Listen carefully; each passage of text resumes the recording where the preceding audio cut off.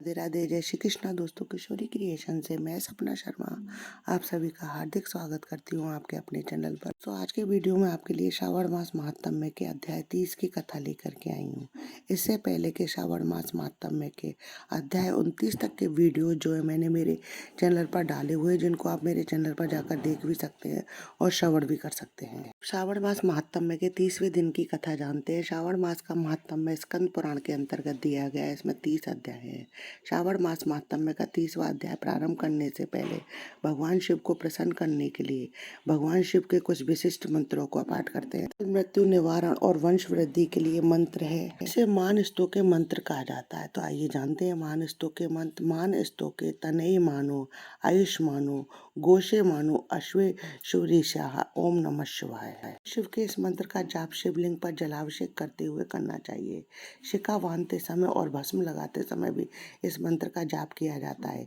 इस मंत्र का जाप करने से अकाल मृत्यु का निवारण होता है, अर्थात अकाल मृत्यु का भय समाप्त होता है और वंश की वृद्धि के लिए भी इस मंत्र का जाप करना सर्वोपरि माना गया है। शिव का दूसरा मंत्र जानते हैं, जिसे सद्योजात मंत्र कहा जाता है।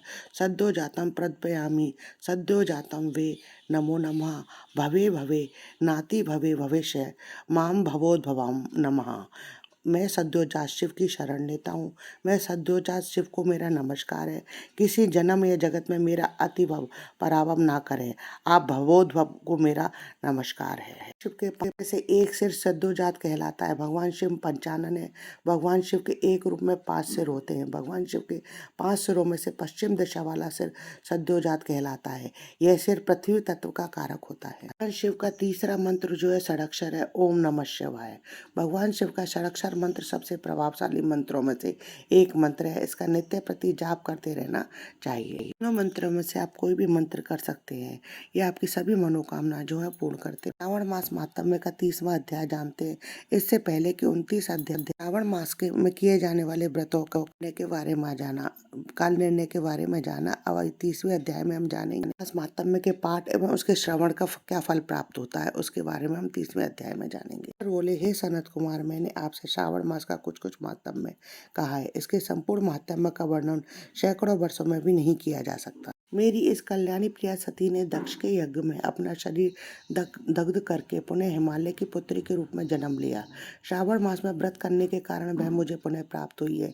इसलिए श्रावण मास मुझे जो है विशेषकर प्रिय है। मास न अधिक शीतल होता है, न अधिक उष्ण होता है। राजा को चाहिए कि श्रावण मास में श्वेताग्नि से निमित्त श्वेत भस्म से अपने संपूर्ण शरीर को उद्दूलित करके जल से आर्द्र भस्म के द्वारा मस्तक, वक्षस्थल, नाभि, दोनों बाहु, दोनों कोहनी, दोनों कलाई, कंठ, सिर और पीठ, इन 12 स्थानों पर त्रिपुंड धारण कर के मंत्र से अथवा सद्योजात आदि मंत्र से अथवा षडाक्षर मंत्र ओम नमः शिवाय से भस्म के द्वारा शरीर को सुशोभित करे।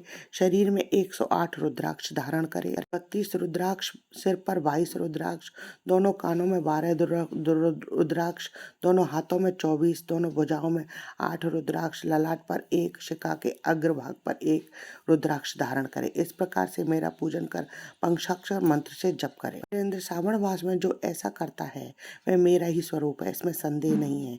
इस मास को मेरा अत्यंत प्रिय जानकर केशव की तथा मेरी पूजा करनी चाहिए। इस मास में मेरी अत्यंत प्रिय तिथि कृष्णाष्टमी पड़ती है। उस दिन भगवान श्री हरि देवकी के गर्भ से उत्पन्न हुए थे। हे सनत कुमार, यह मैंने आपको संक्षिप्त में बताया है। अब आप और क्या सुनना चाहते हैं? बोले, हे पार्वती पते, आपने श्रावण मास का जो कृत्य कहा उन्हें सुनकर आनंद सागर में निमग्न रहने के कारण और उनका वर्णन विस्तृत होने के कारण व्यवस्थित रूप से स्मृति नहीं बन पाई। अतः हे नाथ, आप क्रम से सबको यथार्थ रूप से बताइए। सावधानी से सुनकर मैं भक्ति पूर्वक इन्हें धारण करूंगा। बोले, हे सनत कुमार, श्रावण मास की शुभ अनुक्रमणिका को आप सावधान होकर सुनिए। सर्वप्रथम शौनक का प्रश्न, तत्पश्चात सूत जी का उत्तर, श्रोता के गुण, आपके प्रश्न, श्रावण की व्युत्पत्ति, उसकी स्तुति, पुनः हे मुने आपका विस्तृत प्रश्न, उसके बाद नाम कथन सहित आपके द्वारा की गई मेरी स्तुति, से उद्देश्य पूर्वक मेरा उत्तर, पुनः आपका विशेष प्रश्न, तत्पश्चात नक्त व्रत की विधि, रुद्राभिषेक कथन, उसके बाद लक्ष्य पूजा विधि, दीपदान, फिर किसी प्रिय वस्तु का परित्याग, पुनः रुद्राभिषेक करने तथा पंचामृत ग्रहण करने से प्राप्त होने वाला फल, पृथ्वी पर शयन करने और मौन व्रत धारण करने का फल, तत्पश्चात मासोपवास में धारण पारण की विधि, उसके बाद सोमाख्यान में लक्ष्य रुद्र व्रत विधि, पुनः कोटिलिंग विधान, तदंतर अनुदन नामक व्रत कहा गया है। कि व्रत में हविष्यान ग्रहण, पत्तल पर भोजन करना,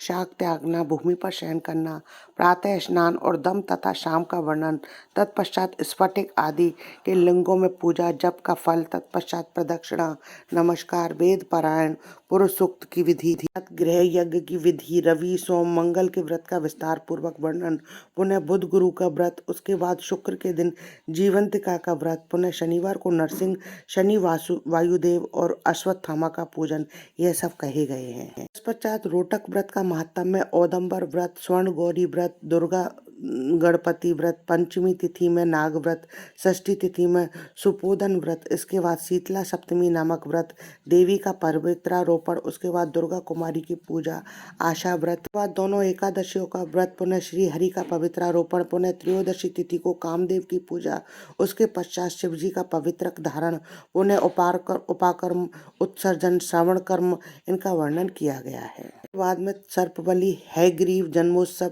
सवादीप, रक्षाबंधन, संकट नाशन व्रत, कृष्ण जन्माष्टमी व्रत, उसकी कथा, पिठौर नामक व्रत, पोला नामक वृषव्रत, कुश ग्रहण, नदियों का रजोधर्म, सिंह संक्रमण में गौ प्रसव होने पर भी उसकी शान, सिंह संक्रमण काल में तथा श्रावण मास में दान, स्नान, महात्म्य श्रवण, तत्पश्चात वाचक पूजा, इसके बाद अगस्त्य अर्घ विधि, तदंतर कर्मों तथा व्रतों के काल का निर्णय बताया गया है। श्रावण मास का महात्म्य का पाठ करता है अथवा श्रवण करता है, वह इस मास में किए गए व्रतों का फल प्राप्त करता है।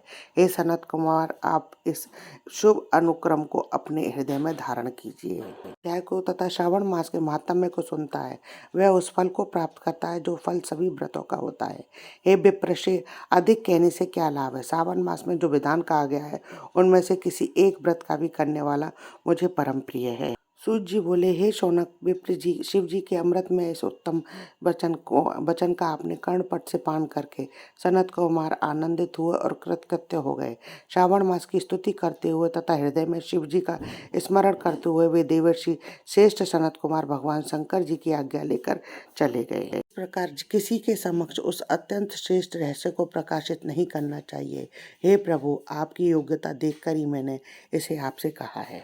स्कंद पुराण के अंतर्गत ईश्वर सनत कुमार संवाद में श्रावण मास महात्म्य में अनुक्रमण का कथन नामक 30वां अध्याय संपूर्ण। नमस्कार दोस्तों, यदि आपको मेरा ये वीडियो पसंद आए तो प्लीज़ मेरे वीडियो को ज़्यादा से ज़्यादा लाइक और शेयर करें। यदि आपने अभी तक चैनल को सब्सक्राइब नहीं किया है तो सब्सक्राइब करना ना भूलें, पास ही बेल आइकन को दबाएं ताकि आने वाले हर नए वीडियो का नोटिफिकेशन आपको मिल जाए। हर हर महादेव।